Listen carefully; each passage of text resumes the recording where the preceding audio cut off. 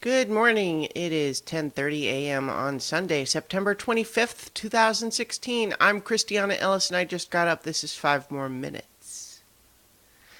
So, today is continuing in my series of rewatching Avatar: The Last Airbender. And so today I'm going to be talking about season 1, episode 5, The King of Omashu. So this is an interesting episode that I feel like maybe tips its hand just a little bit too early, and that robs the resolution of some of the tension that it might otherwise be seeking. But I don't know that that's a big deal. In some ways, it's kind of there's a lot of silliness in this episode, as opposed to like the more serious dramatics that we get occasionally, like such as in last week. But when I say it tips its hand, I think it's mostly just that I feel like it's really obvious that the king is actually Boomy as an old man. Aang's friend Boomy, from when he remembers visiting Omashu as a kid, as 100 years ago before he was frozen, and his friend Boomy. And then when we meet the new king of the current king of Omashu 100 years later, he's a very old man, and he has the same kind of eyes, and he has the same kind of missing teeth, and it just seems like there's no suspense there in for me. I feel like even the first time that I watched it, I was just like, it seemed obvious just immediately. Now, that doesn't necessarily rob it of all the tension, because um, even if it is him, we don't necessarily know what he will do. 100 years is a long time. But again, it's like we feel like if that was the direction they wanted to go, which is we know it's him, but what's he going to do after 100 years, they would have had Aang figure out who it was, rather than keeping the identity a secret. Um, but instead, what they made it is, it's like once he figured out that it was actually Boomy, then everything's fine. And like it's okay. So what I guess I'm just getting at is that sort of primary source of tension in this episode is a little bit undercut just by making it too obvious what the answer is. But that said, there's still a lot of great stuff in this episode. A lot of just really funny things, like the idea that this time, after what happened in Kyoshi, they're going to try to keep it on the down low that Aang is the Avatar. So he makes a big old wig and mustache out of Appa's fur, and his phony name is Bonzu Pippin Paddleopsicopoulos the Third. And kind of extra fun that even after having only said it the one time, Katara is immediately able to introduce herself as June Pippin Paddleopsicopoulos. And so that's kind of fun. Just Aang's disguise, clearly having fun with the whole thing. Like, even though the whole idea of the disguise is to not attract attention, he decides to challenge the guards, just diving deep into the role of the cranky old man. So we also, in terms of silliness, we get our first introduction into the cabbage merchant.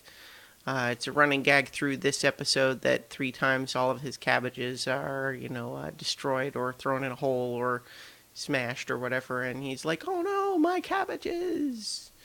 And so that would be enough for this episode, but the cabbage seller will return. And then, of course, part of the reason that Aang wanted to come to Omashu is his ongoing desire to do all of these different kinds of rides, which they've not really hit home with this yet, but it's this continuing pattern of Aang kind of finding reasons to delay doing his destiny stuff. But in this case, we get to see it in the city of Omashu, which is our first Earth Kingdom proper locale. Technically, Kyoshi is located within the Earth Kingdom, but it's, we didn't see a lot of earth bending there. And so here we have this great big stone city where earthbending is used for all sorts of things. You got a massive gate that's essentially just a solid wall of stone, except that the earthbenders can just make it separate. And then they've got all of these chutes and, sliding rails to move freight around that the earthbenders can use. And then that's, of course, what Aang wants to ride down. And we see in the castle, you have a room that doesn't even have a door because the earthbenders can just make an opening anytime they want. So that's all very cool. And we are also now, we've definitively established a color pattern for each of the 4 elements. We've got Aang, as an air nomad. We got all of the yellows and oranges. Earth Kingdom stuff is green and brown, blue and white for water, and then red and black for fire. It's, pretty clear choices there, but it's nice to have that sense of style. And we also, of course, now get to see, a lot of earthbending used for fighting as well, when Aang fights Bumi in the duel towards the end. And it's really kind of cool just seeing that some serious thought was put into the different fighting styles, how to use them creatively, and the different strengths they would have against each other. So for example, with his airbending, Aang can pretty easily deflect a fireball from a firebender, but a giant rock flying at him from an earthbender is still kind of a different matter. He kind of has to handle that differently. He has to move himself out of the way rather than just deflecting the path. And so it's interesting. There's a lot of good stuff here. When I was talking about silliness, just some of the King's little craziness lines are kind of fun.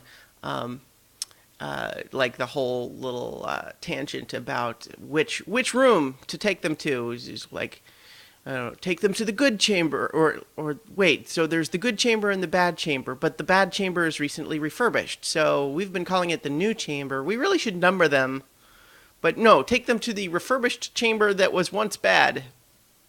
That's a whole fun little tangent. There once Katara and Sokka are, encased in these crystal prisons, and they're trying to help Aang come up with what's the king's name. And see, this is again, it's like, it seems really obvious to me, but fine.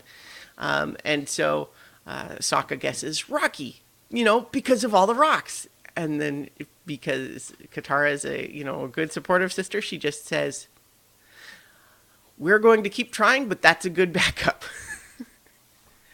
So I love all of that stuff. And it, like I said, just continuing to expand the world and give us a sense of all 4 of these different elemental-based cultures.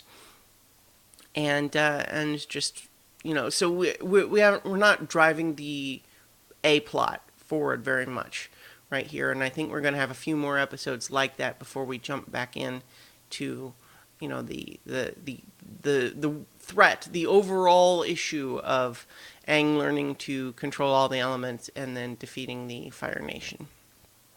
So, but this is still it's a fun episode with a lot of great detail work in it, and it's just one of the great joys of this show is how well realized all of the world building is, and this episode is certainly a great example of that.